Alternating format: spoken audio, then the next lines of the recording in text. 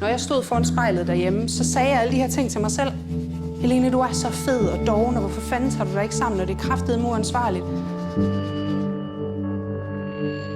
Jeg ender med at sidde og google, er der overhovedet nogen, der gider knalde med en syg pige? Og jeg forventer at få et svar, der bare er sådan, nej, fy for helvede, hvor er du klam, ikke? Og i stedet for, så dukker der den her verden op.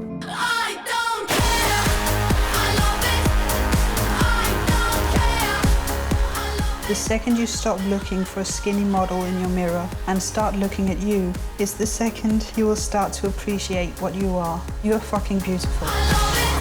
Så nu är det krig alltså!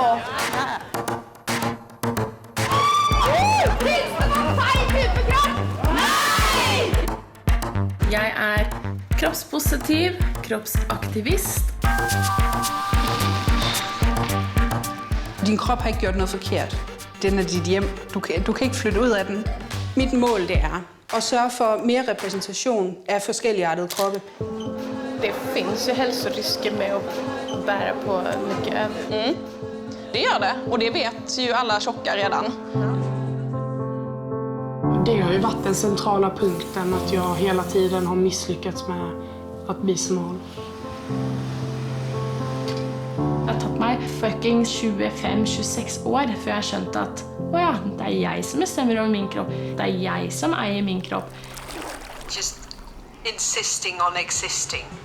That's the only option. I'm showing that I'm not ashamed. Jag känner så söt!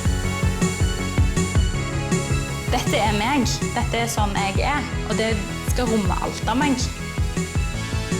Du er god nok, og du må alle de ting, som alle andre må.